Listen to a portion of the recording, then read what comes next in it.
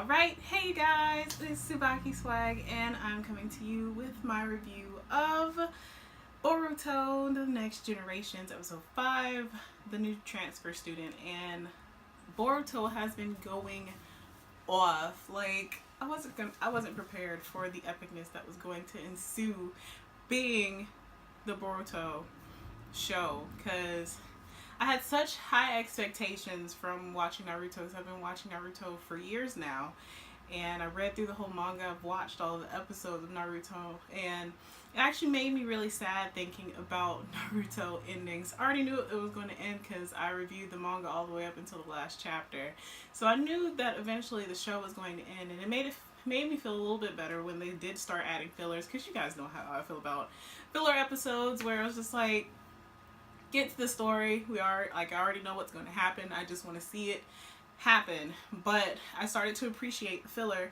that was coming from the Naruto Shippuden, because I didn't want to see Naruto end. Like, it made me really sad thinking about Naruto ending, and it's been on for 15-16 years now. But they went out with a bang, and I've seen all the movies. I believe I reviewed some of them on, not all the movies, but I've seen all the newer ones. And I believe I reviewed some on my channel. So after seeing the Boruto movie, I was really excited when they started making the Boruto manga, and then they came out with the show, and this show is going off. Like, I'm so freaking excited to see how things turn out, because we already saw, like, in the first episode, we see Boruto fighting Kawaki, who I have a lot of theories for, and I would love to hear who you guys think Kawaki is. We probably won't find out until way down the line, because they're probably going to stretch Boruto out like they did Naruto. But these episodes have been very intriguing. It's similar to the way that they went about I wouldn't even say the first part of Naruto. I'd say it's more similar to Naruto Shippuden to me personally. And I think they're doing a really good job.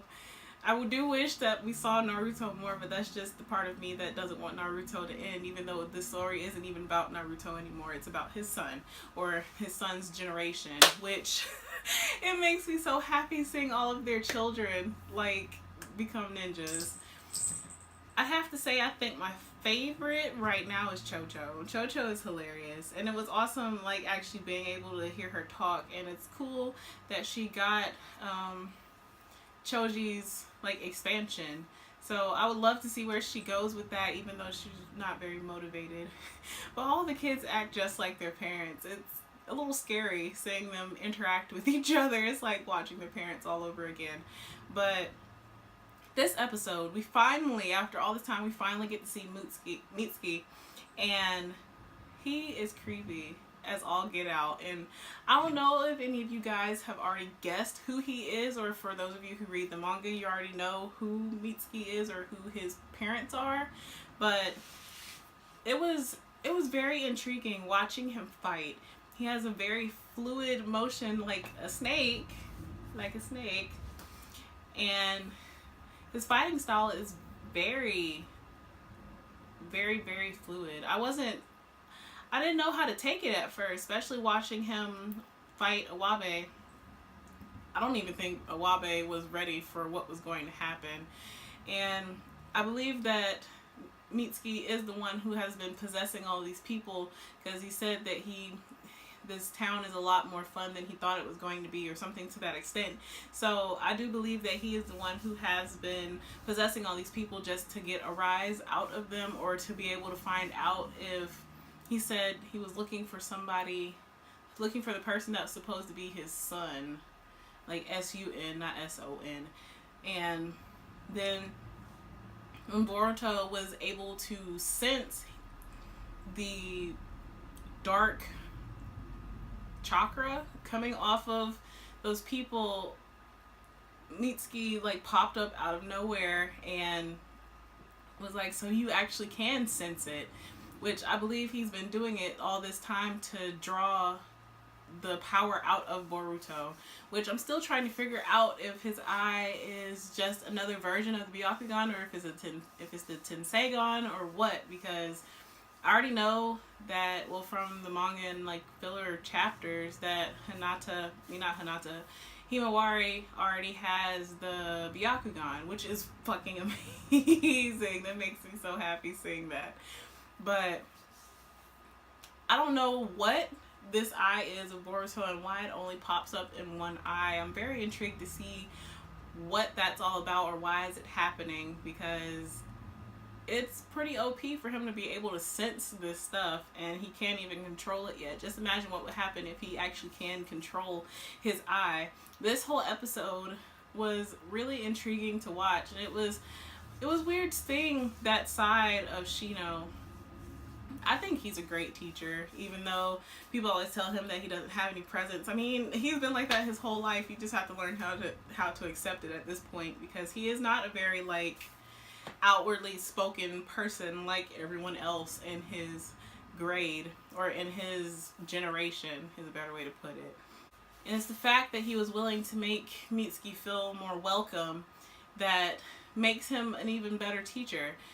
And I know, I'm almost positive that it is Mitsuki that's the one that's possessing these people, but I want to know why he chose Shino to do it. I mean, I know Shino had doubt in his heart, and maybe that's what he feeds off of, is people who have anger or doubt or fear, and he gives them the strength to, I guess, work past it. And this episode was intense. I'm really looking forward to seeing how next week's episode plays out, because I feel kind of bad for Boruto, Shikadai, and Inojin, because it doesn't look like it's gonna turn out well for them.